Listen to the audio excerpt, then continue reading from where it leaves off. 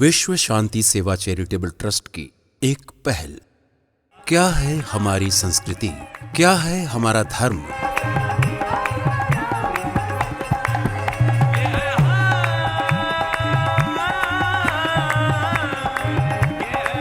आइए समझते हैं धर्म एवं संस्कृति की परिभाषा पूज्य श्री देवकीनंदन ठाकुर जी के श्रीमुख से।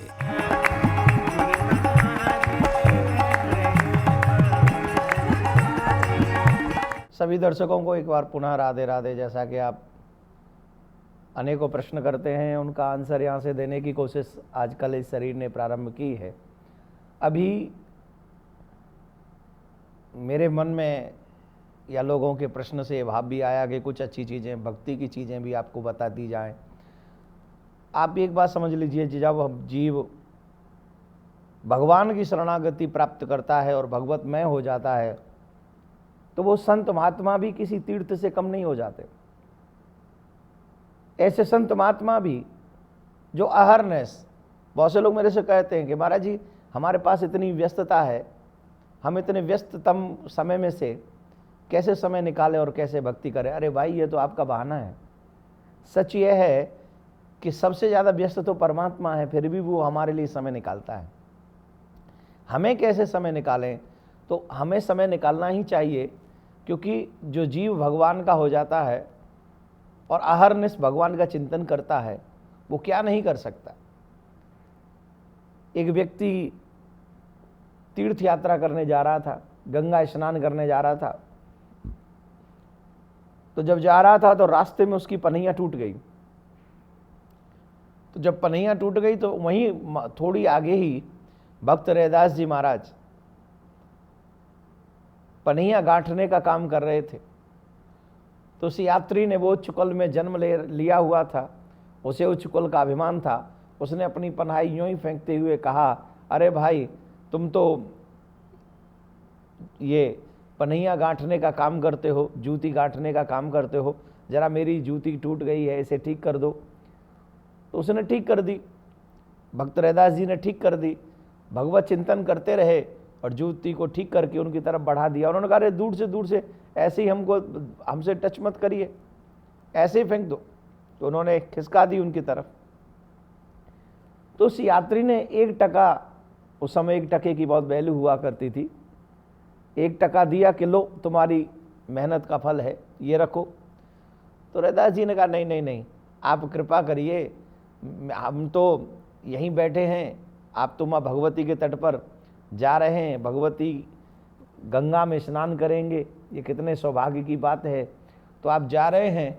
तो ये यात्री ने भी पहले रैदास जी से कह दिया था कि मैं गंगा स्नान करने जा रहा हूँ, तुम जैसे छोटे लोग क्या जानो गंगा का महत्व क्या है।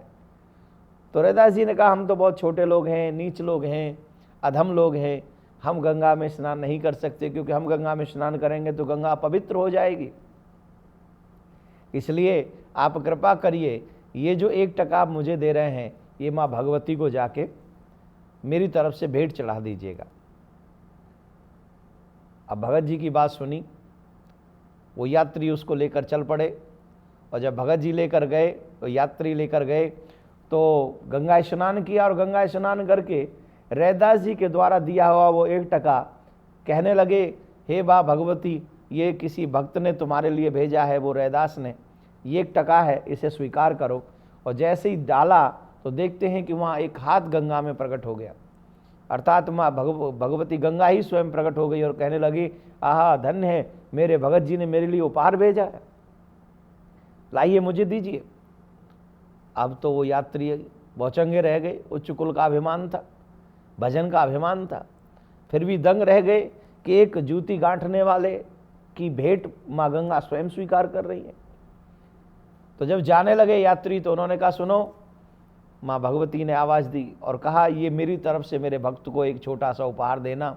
तो माँ भगवती ने एक अपने हाथ से कंगन, जो कि मणि इत्यादि से जड़ा हुआ था, वो दे दिया।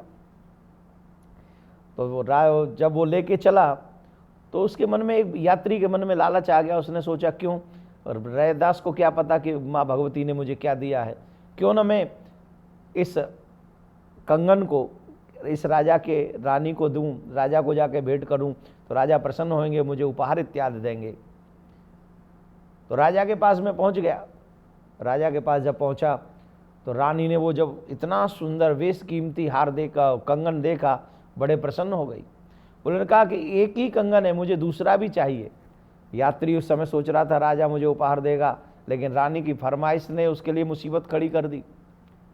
राजा ने कहा भाई दूसरा कंगन मुझे ला के दो। बोले मेरे पास नहीं है, आपके यहाँ जौहरी बहुत हैं, किसी से भी बनवा लेना। बोले नहीं, ऐसा ही रत्न मेरे यहाँ नहीं है जैसे रत्न इसमें लगे हुए हैं, कुछ भी करके तुम दूसरा मुझे ला के दो, नहीं दोगे तो मैं तुम्हें मृत्यु दंड दूंगा।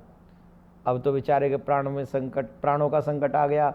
रैदास जी को याद करने लगा और रैदास जी को याद करके कहने लगा ये आपसे छल करने का ही परिणाम है। उसने सारी बात राजा को बताई। राजा से कहा कि चलो रैदास अगर कृपा कर दे तो ही तुम्हें दूसरा कंगन मिल सकता है।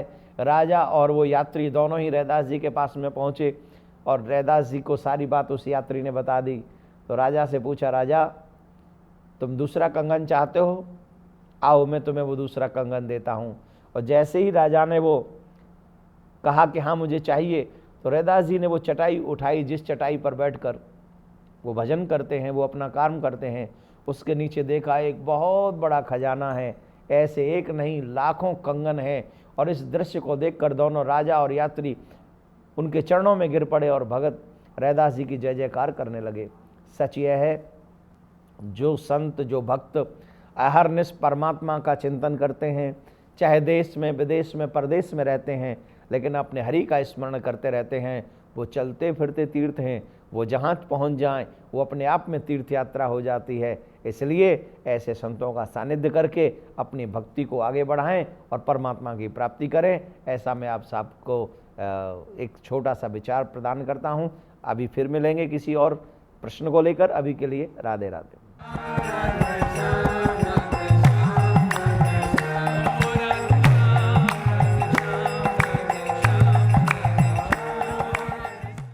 विश्व शांति सेवा चैरिटेबल ट्रस्ट के द्वारा चलाए जा रहे सोशल मीडिया से आप सभी भी जुड़ें।